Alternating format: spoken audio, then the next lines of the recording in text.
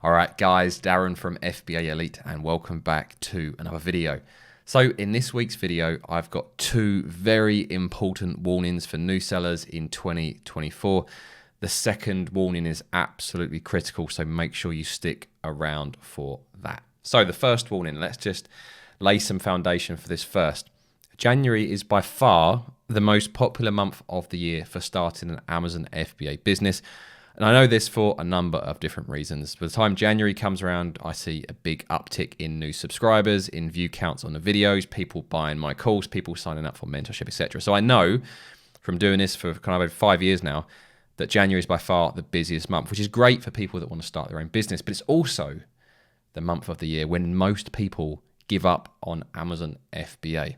They have so much enthusiasm. They are so driven over the Christmas period and the first part of January, when they have that break from their mundane current employment, which they probably don't like, and they realize they really want to change things, and they get so driven, they find a new business idea, which is potentially Amazon FBA. They start getting into it, and then before they know it, they drift back into their job, they drift back into their normal life.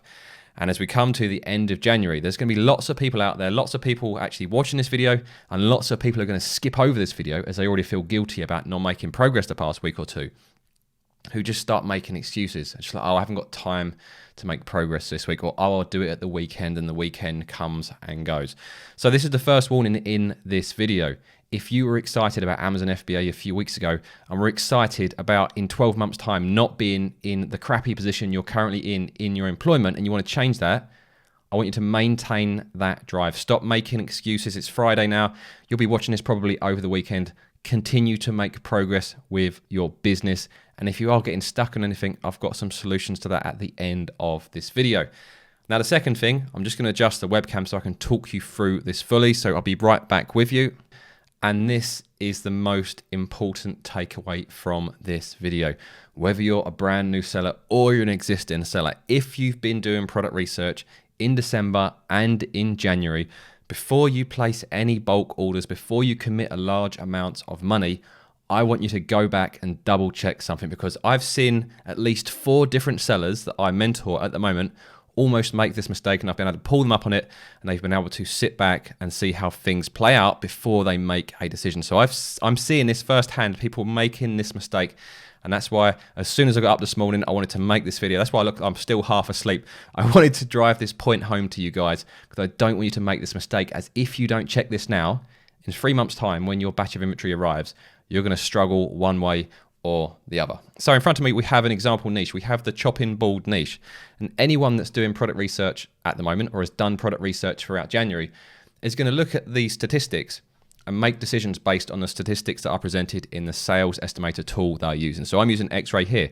And we can see we've got a few sellers doing, crazy good numbers in the thousands of units per month. And then you've got a number of other sellers creating quite a nice, what I call a target landing zone. Basically a body of evidence of 4 or 5 other sellers achieving similar sales to what you would be targeting. So you've got a number of sellers here close to that 250 to 300 units per month. So this, on paper, at the moment, looks like a very appealing niche. And people might start ordering samples from suppliers and start committing to this product, but there's a big catch. These sales estimates still include the Christmas peak.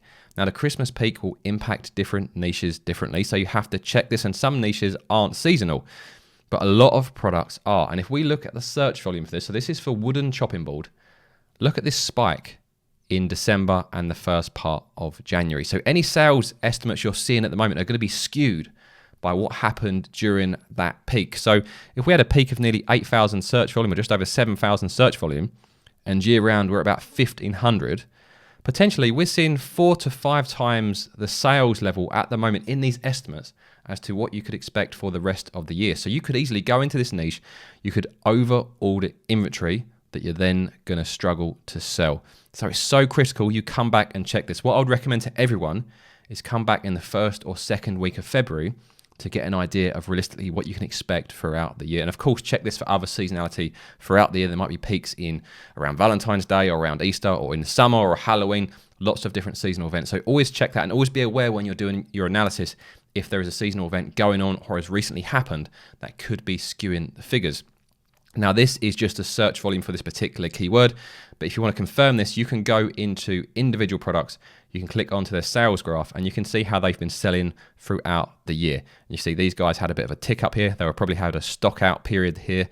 And you can do this for a number of different sellers until you feel confident you know what is going to be happening. Look, another one here, barely selling 1 or 2 units per day throughout the rest of the year, and all of a sudden selling 8, 10, 12 units per day. And if you make estimates and you commit to a niche based on this, you're really going to be fighting an uphill battle. So that is the second warning I wanted to get across to you guys.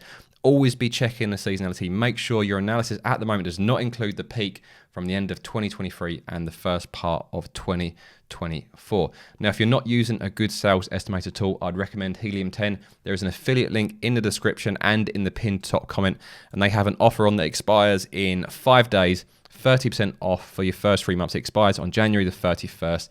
If you're watching this after January, you can use discount code FBA Elite 20, and that will save you 20% off for the first 6 months. Now, if you decided you wanted to start Amazon FBA, but you're one of those people who's kind of ground to halt, it's probably one of 2 reasons. Firstly, you can't actually find your first product, in which case I'm going to pop up a video here, which will show you the exact process I use to find products. Or secondly, you want to do Amazon FBA, but you're not sure about the entire process. So I've got a full step-by-step guide which shows you every step you need to follow to make your first £100,000. I'll pop up that video now, and I'll see you guys over there.